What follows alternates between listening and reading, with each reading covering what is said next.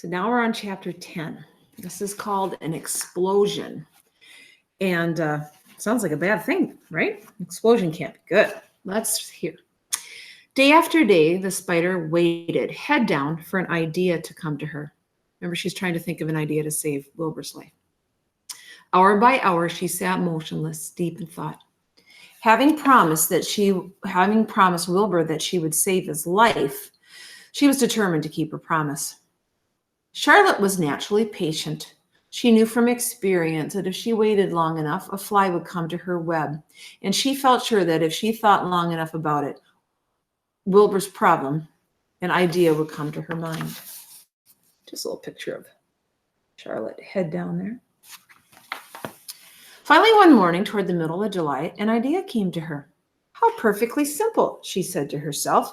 The way to save Wilbur's life is to play a trick on Zuckerman. If I can fool a bug, thought Charlotte, I surely can fool a man. People are not as smart as bugs. Wilbur walked into the yard just at this moment. What are you thinking about, Charlotte? He asked. I was just thinking, said the spider, that people are very gullible. What does gullible mean? Easy to fool. That's a mercy, replied Wilbur, and lay down in the shade of his fence and went fast asleep. The spider, however, stayed awake, gazing affectionately at him and making plans for his future. Summer was half gone, and she knew she didn't have much time.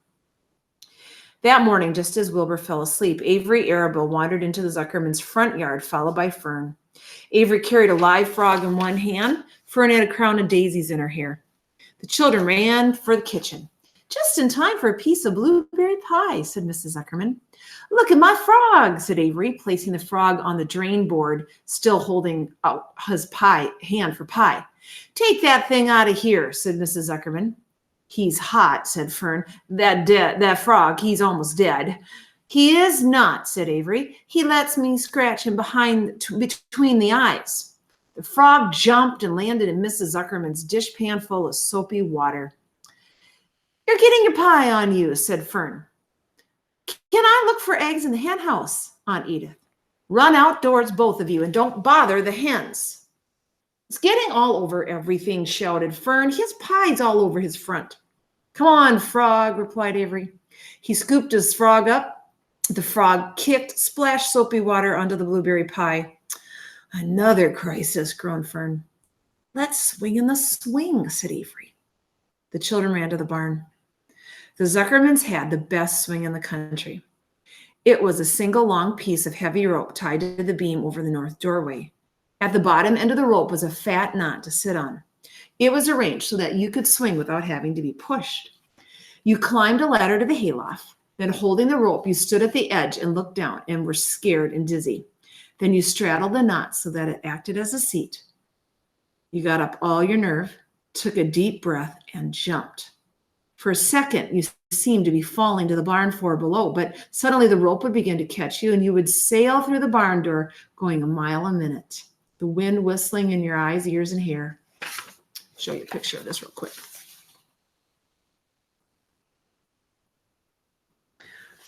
We didn't have a swing like this in my barn, but my cousins did, and some friends, and it was really fun to play with. Oh, let's see, where was I? Okay, so you would zoom upward in the sky, looking at the clouds, and the rope would twist, and you would twist and turn with the rope. Then you would sail down, down, down out of the sky and come sailing back up into the barn, almost into the hayloft, then sail out again, not quite so far this time, then in again, not quite so high, then out again, then in again, then out, then in, and then you jump off and fall down and let somebody else try. Mothers for miles around worried about Zuckerman's swing. They feared some child would fall off, but no child ever did. Children almost always hang on to things tighter than their parents think they will. Avery put the frog in his pocket and climbed to the hayloft. The last time I swang in this swing, I almost crashed into a barn swallow, he yelled. Take that frog out, said Fern. Avery straddled the rope and jumped. He sailed out through the door, frog and all, back into the sky, frog and all. Then he sailed back into the barn. Your tongue is purple, screamed Fern. So is yours, cried Avery, sailing out again with the frog. I have hay inside my dress. It itches, called Fern. Scratch it, yelled Avery as he sailed back. It's my turn, said Fern. Jump off. Fern's got the itch, sang Avery.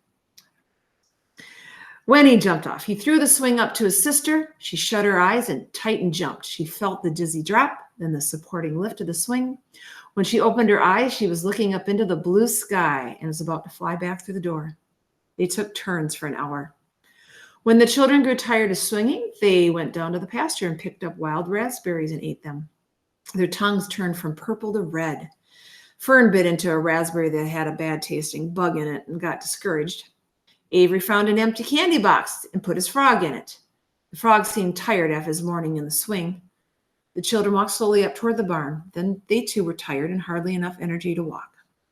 Let's build a tree house, suggested Avery. I want to live in a tree with my frog. I'm going to visit Wilbur, Fern announced. They climbed the fence into the lane and walked lazily towards the pig pen. Wilbur heard them coming and got up. Avery noticed the spider web, and coming closer, he saw Charlotte. Hey, look at that big spider, he said. It's tremendous. Leave it alone, commanded Fern. You've got a frog, isn't that enough? That's a fine spider, and I'm going to capture it, said Avery. He took the cover off the candy box. Then he picked up a stick. I'm going to knock that old spider into this box, he said. Wilbur's heart almost stopped when he saw what was going on. This might be the end of Charlotte if the boy succeeded catching her. You stop it, Avery, cried Fern. Avery put one leg over the fence of the pig pen. He was just about to raise the stick and hit Charlotte when he lost his balance. He swayed and toppled and landed on the edge of Wilbur's trough. The trough tipped up and then came down with a slap. The goose egg was right underneath. There was a dull explosion as the egg broke, and then a horrible smell.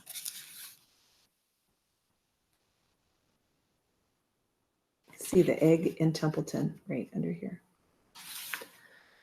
Fern screamed. Avery jumped to his feet. The air was filled with the terrible gases and smells from the rotten egg. Templeton, who had been resting in his home, scuttled away into the barn. Good night, screamed Avery. Good night. What a stink. Let's get out of here. Fern was crying. She held her nose and ran toward the house. Avery ran after her, holding his nose. Charlotte felt greatly relieved to see him go. It had been a narrow escape. Later on that morning, the animals came up from the pasture. The sheep, the lambs, the gander, the goose, and the 7 goslings. There were many complaints about the awful smell, and Wilbur had to tell the story over and over again of how the Arabelle boy had tried to capture Charlotte and how the smell of the broken egg drove them away just in time. It was that rotten goose egg that saved Charlotte's life, said Wilbur. The goose was proud of her share in the adventure. I'm delighted to see that the egg never hatched, she gabbled.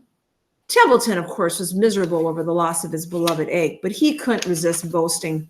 It pays to save things, he said in a surly voice. A rat never knows when something's going to come in handy. I never throw anything away. Well, said one of the lambs, this whole business is all well and good for Charlotte, but what about the rest of us? The smell is unbearable. Who wants to live in a barn that's perfumed with rotten egg?